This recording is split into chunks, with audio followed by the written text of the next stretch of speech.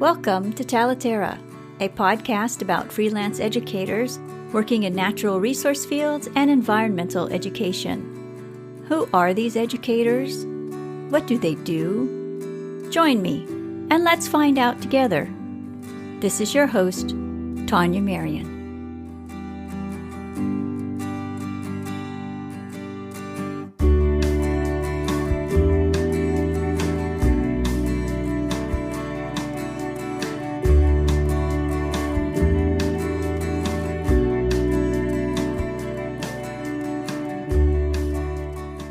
Today, my guest is Sara Lynn Cramb.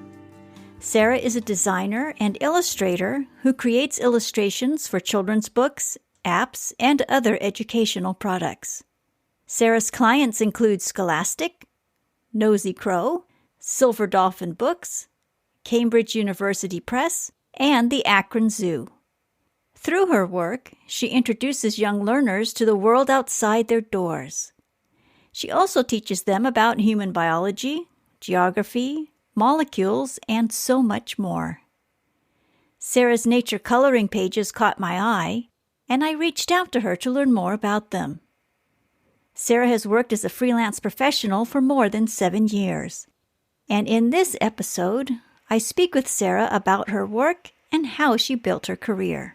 Let's join the conversation. Well, Sara, welcome, and thank you for being here today. When I first saw your coloring pages, I knew I had to speak with you because I think parents and teachers and students would really enjoy engaging with them. Now, your coloring pages are a relatively new endeavor. Yeah, I started about a year ago. Roughly last September, I started putting those out. It's been a project I've been interested in working on for a while, and just hadn't really had an opportunity to fully formulate the idea or get it into production on a sustainable level. And so I started implementing a full plan to start doing those on a monthly basis around last September. I've been doing it every month since then.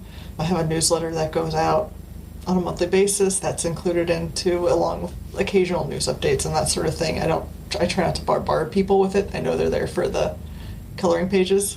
They want to hear about me so much sometimes. It's been really fun. The focus of it is nature or educational things about nature, animals, the environment in some way. I've toyed with also including some information on prehistoric creatures recently, just because it's something that interests me greatly, and I'm looking for an outlet for my interest in that as well. But yeah, the focus is really to get kids interested in these subjects and learning about them, and also incorporates a little bit of creativity into it, where they're either coloring or some of the pages also teach them to draw some of the animals. So it's a nice mix of art and science and educational things that I wanted as a kid. When I was little, I always wanted something like this, and it didn't ever really exist. And as I got older, I kept looking for things that were like this that existed, and I couldn't find them. And I was like, why doesn't this exist? Because I wanted to do it my whole childhood, and it was just never there. So I'm making these, partially for my past self to enjoy, but also for current kids and kids at heart to enjoy them. Well, I was wondering if we could back up a bit and talk about what came before them. You lead an exciting career as an illustrator, and you've completed illustrations about so many subjects. Through your work, you've taught learners about ancient history, oceanography, molecules, geology, geography, plants, animals, human biology, dinosaurs, as you just mentioned. These dinosaurs are present there, culture, archaeology, placemats, everyday life, and even something about each U.S. state you've illustrated. I was wondering, what drew you to the field of graphic design and illustration? I've always wanted to do art in some way as a child. I was making my own picture books, with crayons and cut up pieces of paper stapled together when I was little. And so I always knew I wanted to do something involved in that. And I also played outside a lot and explored animals a lot and watched documentaries and had all the books and everything. So I knew I wanted to do something that kind of involved both of those two things. I didn't really know about scientific illustration until I had graduated college, unfortunately, but I knew I wanted to go into something involving design or art in some way when I was younger. One of the things that made me focus my career even more was I interned at the Akron Zoo for my last year and for a few months after college, and got to do all kinds of cool signage and interact with education animals. And I was basically in charge of like designing and illustrating a bunch of the signage there, and I was like, oh yeah, I like this. I like doing this particular educational sort of thing, and I want to keep doing this because this feels great, and I love being around all of these amazing things. Yeah, that's a wonderful internship. Oh, how fun. It was great. I used to go for walks at lunch and go watch the tigers and the red pandas and things like that. I loved it. Mm-hmm. Okay, so the internship then is what's led you down your current path. It kind of showed me how those interests could work together in a way that I didn't really know existed before, because I wasn't really exposed to anything like that before that. Yeah. Okay, so your then schooling then, what was your major in college? My major was in graphic design with a minor in illustration. And I even did some children's illustration classes for that illustration minor. So obviously those interests were there. I just wasn't sure how to flesh them out fully at the time. So you had this internship and you learned how to design and interpretive signage. You learned about interpretation, interacting with the public, learning in informal learning environments. What did you do next? After that, I got a job at I guess it was a health promotion company. We would design websites encouraging healthy living behaviors and that. And I did a lot of the websites were revolved around maps, and I illustrated a lot of maps for that. Even though I was supposed to be the graphic designer, I ended up doing most of the illustration for them. And so that kind of got me onto, oh, hey, maps are also really interesting and fun to draw, and you can learn a whole lot of stuff from them. And so that kind of combined from there. The other parts of the job weren't as exciting to me there, but it was like, oh, I really love drawing all these maps and learning about all of this. And so I took that away from that job. I was there for a few years before going full-time freelance. What made you go freelance? Was it a conscious decision? Was it an event that prompted you to take this next step? It was partially, I think, a few different things. It's something I had wanted to do for a while. My last year or so at that job, I was starting to freelance already and trying to figure out ways to make that work for me full time. And then we moved from Michigan to Georgia so my husband could go to grad school. And I just sort of took the plunge then and decided I was going to try to give it a go and see if I could get it to work for me and get enough client work and all of that. What did you do first then to introduce yourself to potential clients? A lot of it was some design clients I carried with me from the freelance work I'd been doing for my full-time career, and then I picked up a few more clients. My first children's book was actually 7 years ago this month, I think.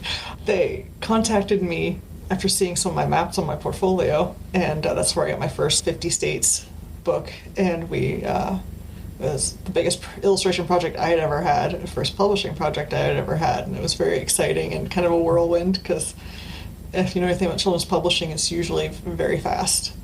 And so I got to learn how to work way faster than I normally had. It was very exciting getting to learn all this information about the different states and accurately portraying everything from them and making creating the map and making sure everything was accurate but still was very fun and exciting. And that turned into, I think it was a fun book and a puzzle and a poster and all kinds of fun things like that. And they've continued to reach out to me for other map projects after that one, but that was the first one, and it was the most exciting thing because I just had never done a project that big before for illustration. That was great. I guess this is like the 7-year anniversary of it now. Well, congratulations. Thanks. So for those of us who have often wondered about how authors and illustrators work together, and how a children's book is designed. Can you provide a brief overview of the process and what that experience is like? Usually the publisher will contact me representing the author, because the author will contact them with manuscripts. They'll decide they want to produce a book, and they usually end up choosing the illustrator for the project instead of the author choosing the illustrator. I know it's a little different with self-publishing sometimes, but for a traditional publisher, that's usually how it works. And so I'll usually get contacted by the publisher, and they'll say, hey, there's this project, here's a little bit of the manuscript to see if you're interested in what we're trying to do. And then if I'm lucky, then I get to have some contact with the author. And I think in some of my better projects I've had the most fun with are ones where I've had good contact with the author and can ask them, like, hey, what does this wombat poop supposed to look like in the wild? Can you send me any more photos of this, or do you have any videos? Or in the caca book I did, If You're a Caca, You Eat Doo-Doo, I had a lot of contact with the author, and she sent me all kinds of great poop videos and photos and things. Like, my inbox was just crazy for a while there, and it was fantastic. And every time I had a question, I was like, hey, so what type of plant would they be eating? And she would, just fire right back all the information I needed. It was fantastic working with someone so knowledgeable. And in a recent book, I did some search and find ones for the ocean, and there was a couple that wrote it, and they've worked on the California coast for some time and knew everything about the animals and that in the area. And so it was great tapping into their knowledge to fill out everything fully and fill out the environments fully that I was illustrating for that. And it was great. But that's not always the case, though. Sometimes you have limited contact with the author, and the publisher kind of acts as a go-between. And you can usually get some reference images, or they can point you to certain directions to get more information if you need more. I also end up watching a lot of documentaries and things like that to fill in the gaps if there's something I feel like I'm missing from what I'm trying to illustrate. And then once I've kind of got ideas fleshed out, I'll sketch everything from the manuscript into several spreads or pages, send those over to the publisher. They'll review those, we'll do revisions, and then I go to color art, and then there's a whole other round of revisions and approvals, things like that. And then once I send them final arts, kind of take it out of my hands, and then they go produce it. And then eventually, 3 to 6 months later, you get to see a book. Oh, it's a lengthy process. Yeah, it seems very fast on the illustration end, because you usually only get a few months to, like, sometimes as little as 1 month to finish whatever you need to for production. Goodness. So your illustrations are digital illustrations, correct? Mm-hmm. Do you paint? You don't paint your initial drafts, or how do you? No, I usually sketch by hand, because I still prefer to do that. I've tried sketching on the computer and it just doesn't feel right, so I still sketch by hand and scan everything in, and then take it usually into Adobe Illustrator. It's where I create most of my work. A lot of my clients like that I work in vector, which means it can be scaled to any size, as opposed to raster, which is a little trickier if you need to change the size of something. And so I find Adobe Illustrator is a little bit more flexible with that, and a lot of clients prefer those types of files. And that's kind of where I learned to do that sort of thing, again at the zoo, where I needed things to be crazy huge and being able to scale and things like that for the signage. So I learned how to make that work in Adobe Illustrator. So I've just kept up with that, though I do experiment in Photoshop and Adobe Fresco on occasion to add a little bit of texture or other elements, more hand-drawn looking elements into the work. Yeah. Wow. And how do you work in your studio? Say you mentioned that the turnaround is pretty quick. Mm-hmm. How do you structure your days when you have a project, like a book project? I usually will wake up and I keep a pretty strict calendar of what I need to do which days and what my deadlines are and everything. And I really like to block out most of the day or big chunks of time of at least a few hours to work on illustrations, because it's easier for me to get into it and really get in depth and finish large chunks of work when I have those big swaths of time set aside. Otherwise, if it's broken up too much, you lose focus a little bit. So I usually do best with a nice big chunk in the morning. We'll take a break, stretch out a little bit, keep my hands mobile, and then have some lunch, and then get back into it in the afternoon and work until late afternoon, early evening, depending on what my deadline situation is. And I usually do that 4 or 5 days a week to get the illustrations done. Sometimes more. If it's a big crunch, it can be a 7-day work week for months at a time, depending on what's happening. Mm-hmm. How much research do you do? I mean, you mentioned that when you work with an author, you have that help with the research, but when you don't have contact with the author, how do you go about researching your project? Usually the publisher has some sort of source material laid out for you, whether it be images or just general information on, say, a specific species or behavior is or something like that. But I usually will dig in even more and try to find information on various trusted websites, or we'll look into documentaries and things like that and watch as much if there's a specific behavior I'm trying to learn about, I'll watch a documentary on that behavior, or at least one more if I can find them. I'll just try to find a lot of images of them in different poses or doing different things, just so I can understand how they move, what their environment is, that sort of thing. So I go as far as I need to learn what everything that goes into their environment or their behavior or what have you, whatever they're trying to show in the book or app or what have you, whatever I'm illustrating at that time. Yeah.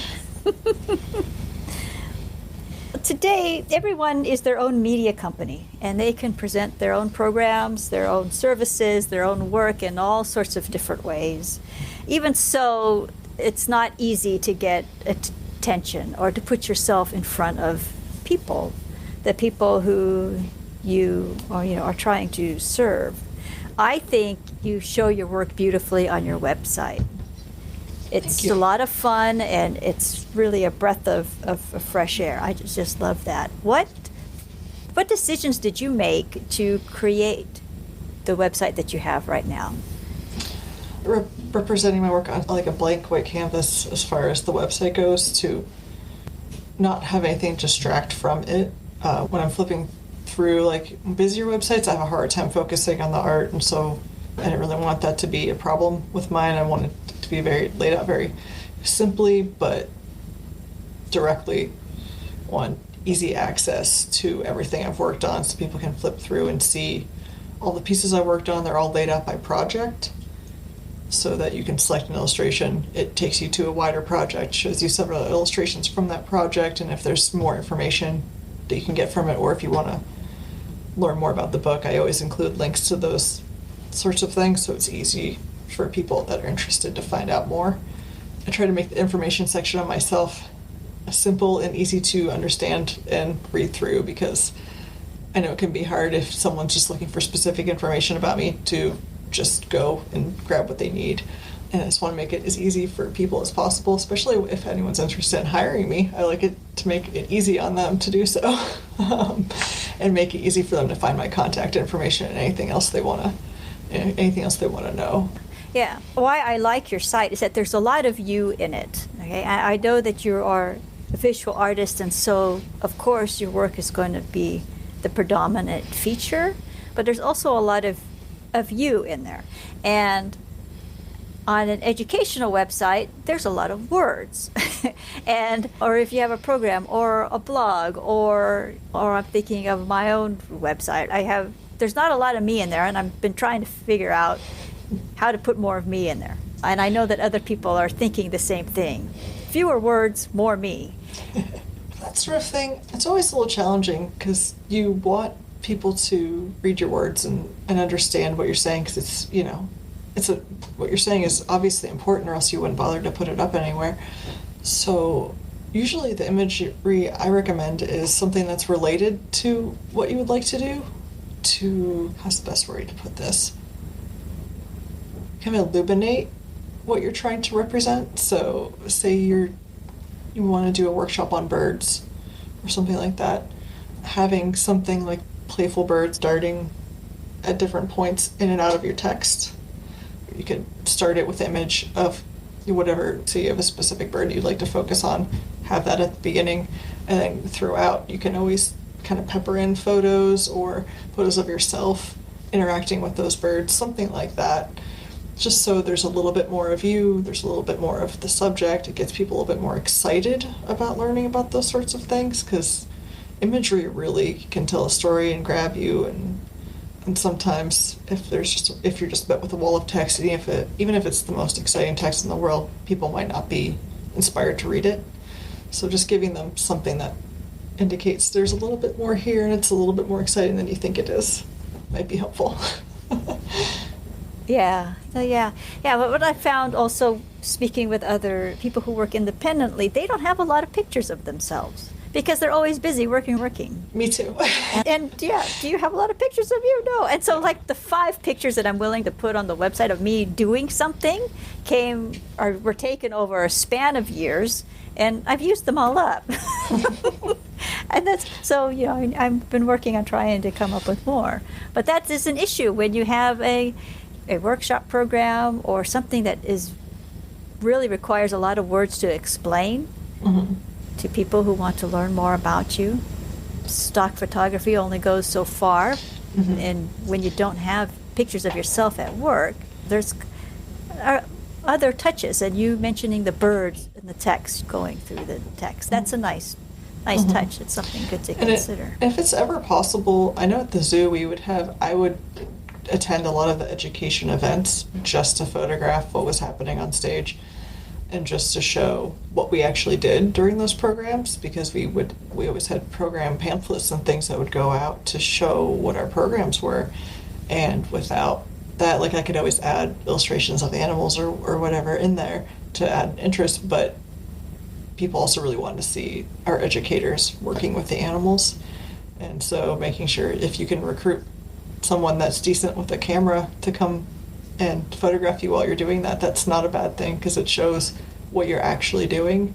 And I think that excites people a little bit more to see the program in action. I know it's always rough to have your photo taken. I don't like it either, but it helps. Yes, it does come in handy sometimes.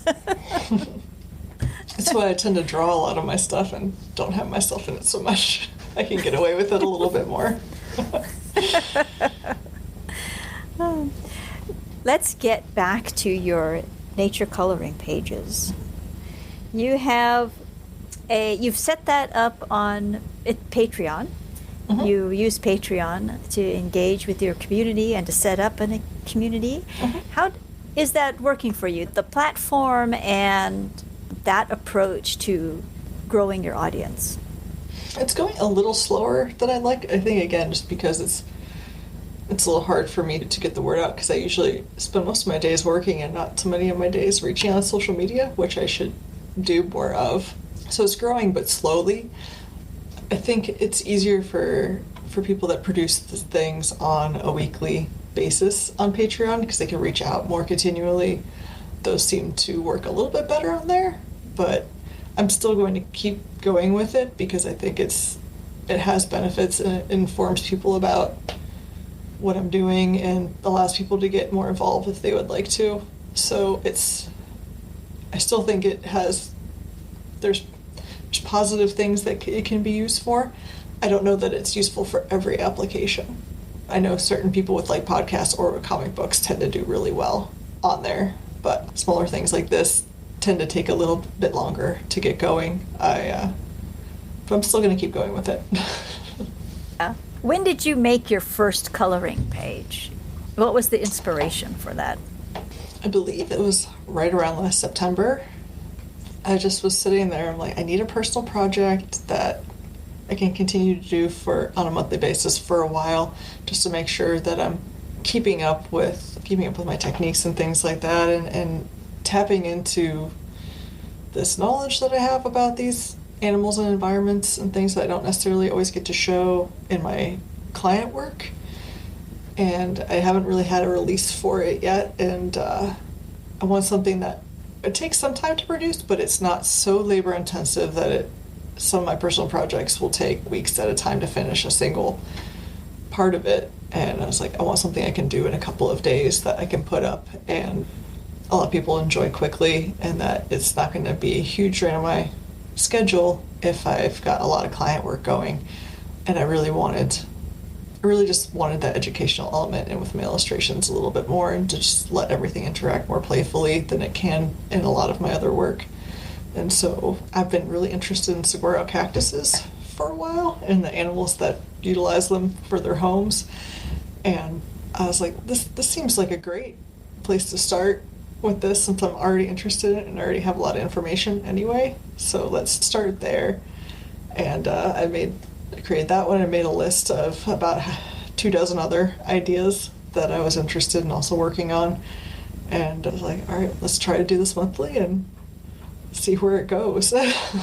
There's no planned end to it anytime soon. So I'm just going to keep going as long as I find it interesting and people find it useful and helpful. Mm-hmm. Oh, yeah. No, absolutely useful. Oh, absolutely informative and helpful. So I'm glad that there is no known end date that this will continue. And it seems to be especially helpful now with a lot of kids having to school from home. These sort of activities that can be combined with curriculum, or just something that's interesting to do that's also artistic, seems to be really helpful for people. I had a few people reach out to me, just thankful that there's something that's a bit more like this that they can incorporate into their kids, curriculums and things like that. Just there's something a little bit different to do. Do you have plans, or beyond what you're doing now, do you have plans to maybe package these up and for teachers?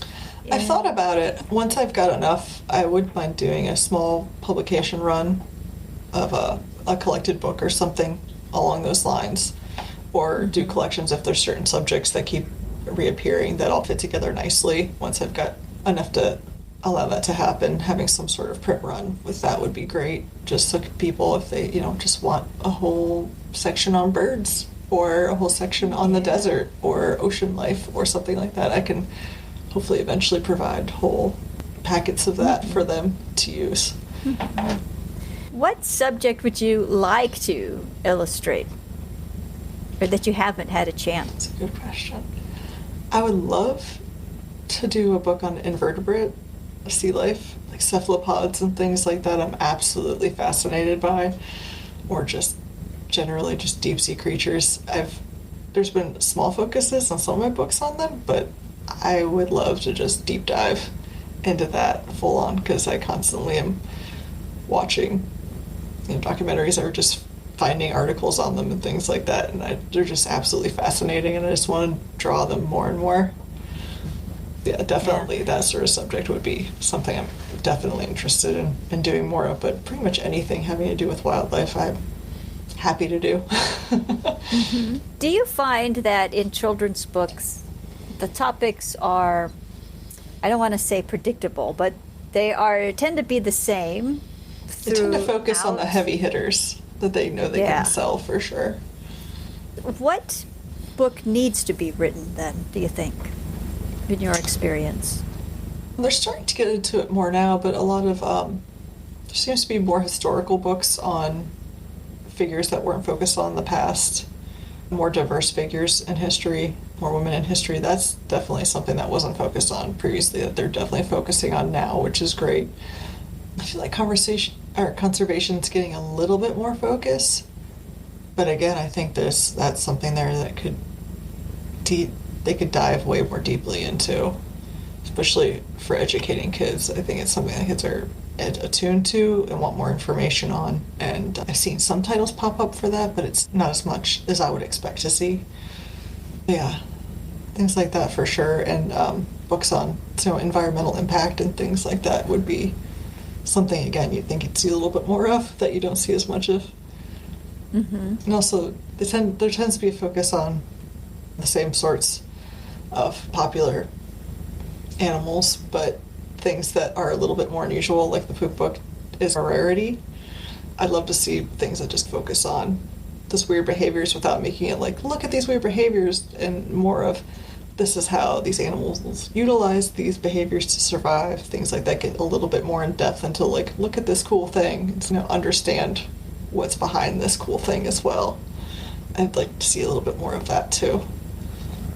Have you ever considered self-publishing a book?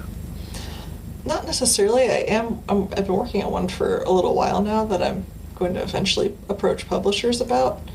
But if it doesn't go through the traditional publishing route, then I'll definitely look more into self-publishing. And if the coloring pages, if I do end up putting smaller runs of that, then that'll be something that could be self-published in the future. But yeah, it's definitely something I haven't spent a whole lot of time on. I've definitely helped authors with self-published projects, though, with either in the design or the illustration. And there seems like there's just a whole breadth of options out there that seem to change every year. So when I do go into that realm, it'll probably be a big learning curve. Are you aware of the website Teachers Pay Teachers? Do you utilize that platform? I have some, I think some maps and some other things that are like informational posters or things like that up on there, along with some of the coloring pages as well, just to kind of reach a broader audience. It seems like there's a need for just simple maps or simple diagrams and things like that that don't have a ton of information on there already, so that teachers can decide what information they want to include on there, for sure. So it's something I'll probably tap into more when my schedule's not super full.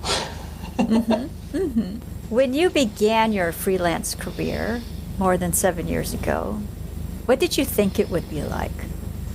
I don't think I thought it was going to be like this. I think I was definitely interested in doing the things I am now, but I didn't realize how much there would be to do, and I thought I was, going to be a map and animal artist, and that was about it, and I didn't really know what else there was going to be on offer for me. I started doing kids' anatomy books, showing body systems and things, and I was like, oh, this is very cool, and I like doing this, and I loved learning about it more than I had, because you take regular anatomy in college for drawing, but it was nice to get in there and draw some organs and things like that I hadn't really ever considered drawing before, and a lot of earth science and chemistry and things like that was a little bit more of a learning curve for me, but it was definitely interesting to work on, and I didn't expect that I would be doing stuff like that, and I definitely enjoy it and definitely want to keep doing more things like that because I love learning about it and I love drawing it. So yes, please keep doing what you're doing, because your illustrations are so filled with information. When we stop our conversation here and they go to your website, they will understand. I try to pack as much info as possible into them, and if it's ever possible, I try to sneak in something that's a little funny. It's not always possible, but whenever I can, I try to add a fun expression or a weird interaction or something like that is a little bit funny, because I was just always drawn to that, and I love humor, so I think that always makes things a little bit more interesting as well. See, and that is why your website has so much of you in it, because you do things like that.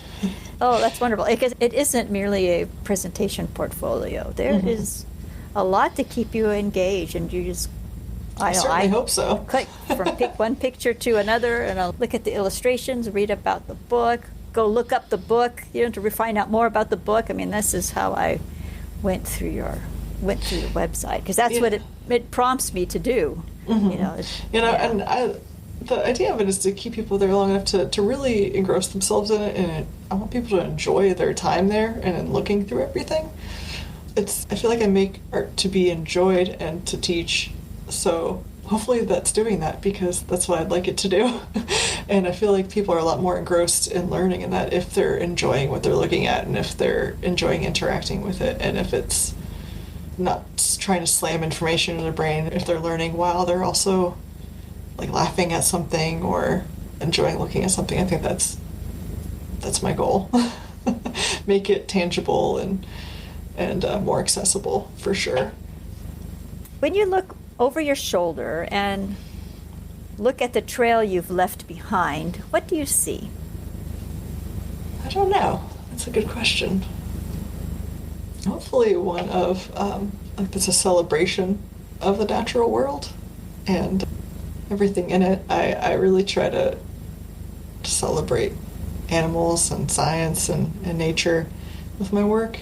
I want it to be enjoyed, so hopefully that's what's reflected more than anything. And encouragement for other people to enjoy those sorts of things. Mm-hmm. Yeah. What's next for you? I'm definitely going to keep going with the coloring pages.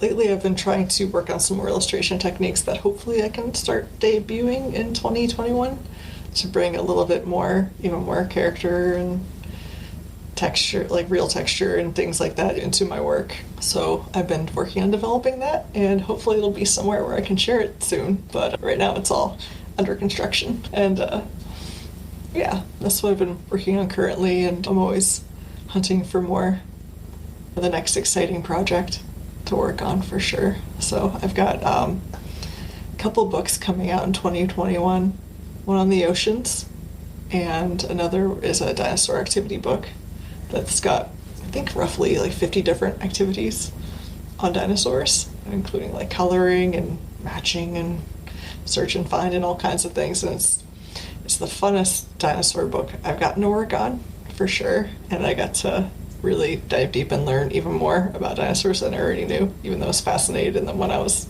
after Jurassic Park, I'm going to be a paleontologist. At least that's what I thought for like 5 years. But yeah, that one, it should come out in the early part of 2021, and I'm really excited for that one because I haven't gotten to delve so deep into the dinosaur world until then, and now I just want to draw them all the time.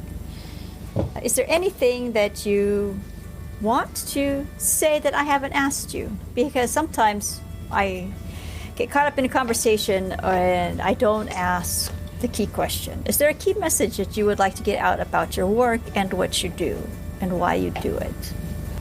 I think one of the things that's most important that I try to remind myself about what I do when I get, overwhelmed or have a busy schedule or what have you, is that you chose to do this and you're doing this for a reason, and that it's to bring this education to people that either might not have access to it otherwise, or teaching them to appreciate it in a new way. The thing I like about kids' books is pretty much almost anyone can afford them. They're art that almost anyone can afford, and it makes it more accessible. Not everything is like that, and I want the stuff I create to be easily accessible by anyone that wants to learn about it. And I'm always putting out these coloring pages are a free resource for people that want to learn about these things.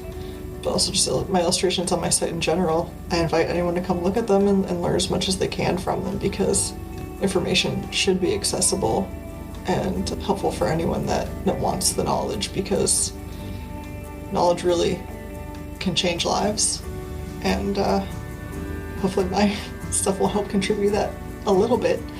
But yeah, and I love working with people that are specialists in these areas, because I love interpreting their knowledge and adding to it in the unique way that I can, and it makes a lot of it very rewarding.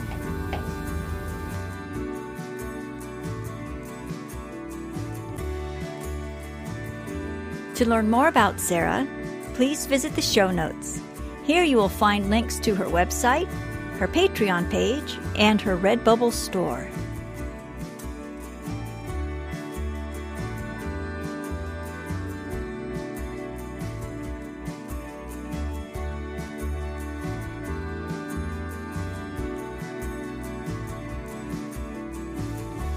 Talaterra is a podcast for and about independent educators working in natural resource fields and environmental education.